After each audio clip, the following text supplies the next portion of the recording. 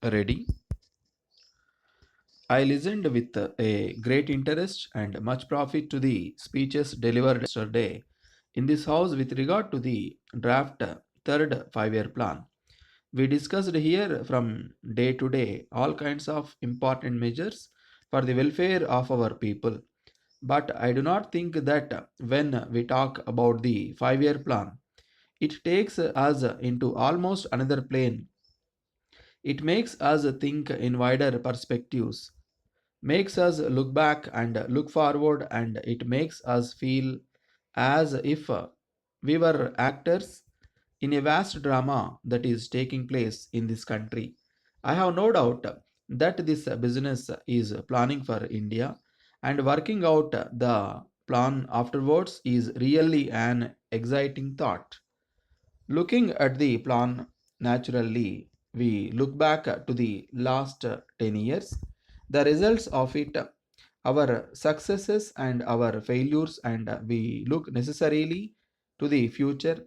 The question, therefore, it's one of enormous difficulty because, however, much on paper we may decide a thing.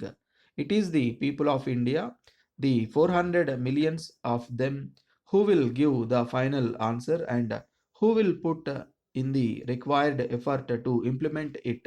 Nobody, not even the greatest autocrat or tyrant, can ultimately force vast numbers of people to do this.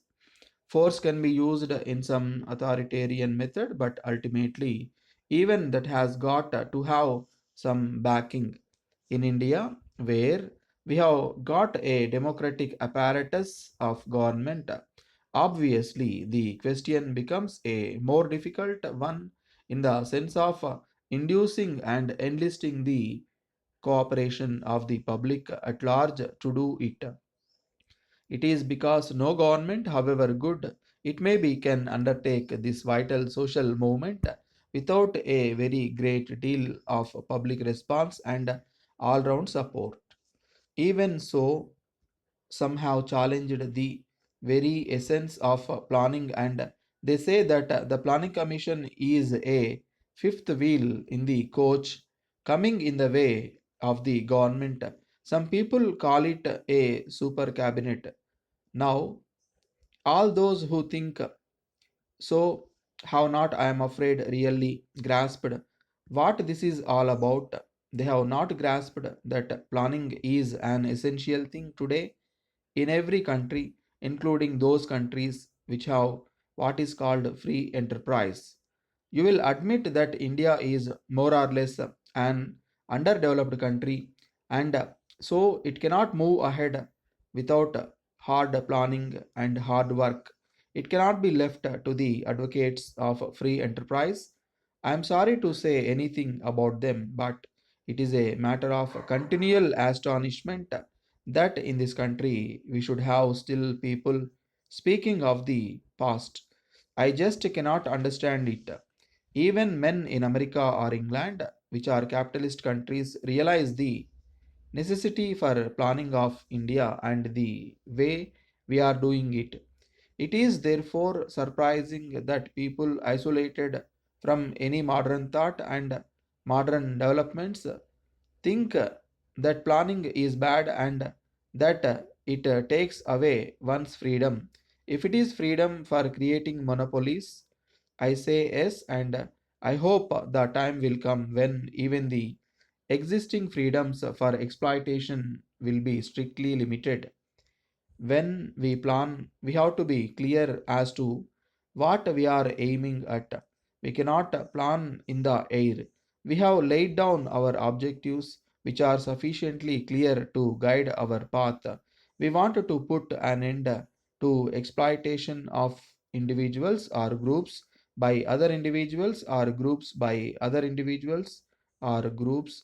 Every person must have the chance or opportunity to lead a good life, to have the primary necessities of life.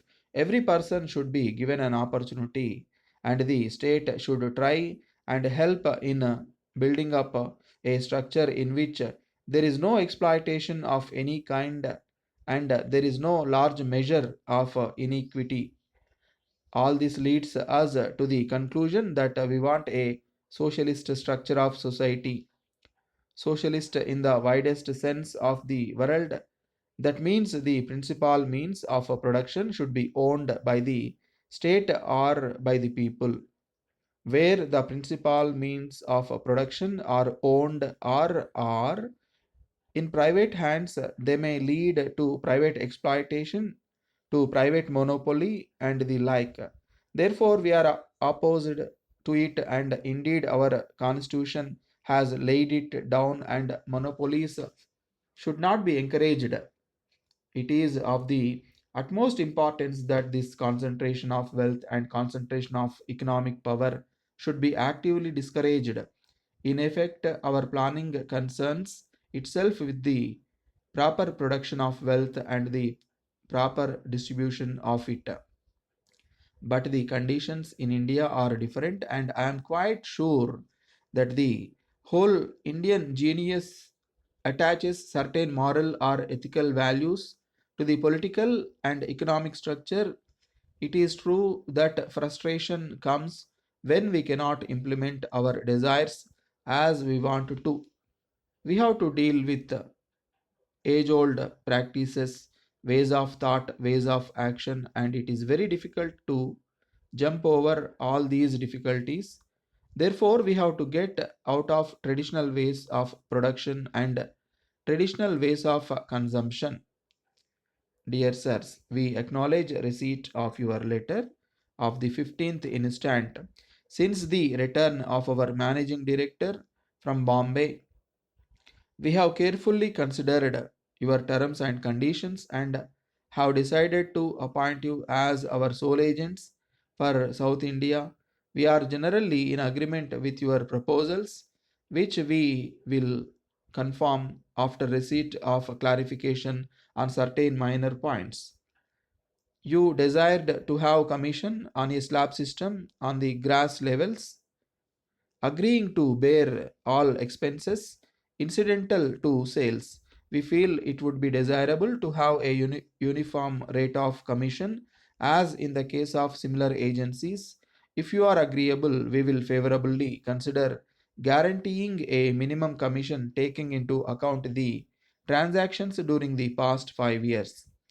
On all orders we receive through you from North India, we agree to pay you commission at the same rates as above suggested. But as we have already some firms there as our managing agents, we cannot give you this agency. With regard to the showrooms you propose to open in the new branches, we have been debating this point for some time past.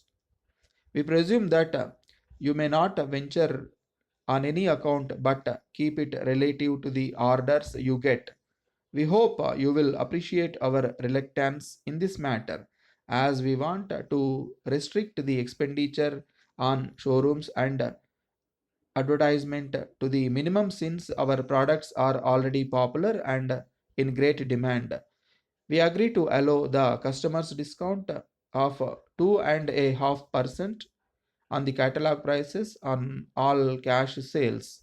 On credit sales to exceeding 1 lakh, you may allow a special discount of 1%. We also feel it necessary that goods sent to places like Colombo and Rangoon are insured at the purchaser's risk.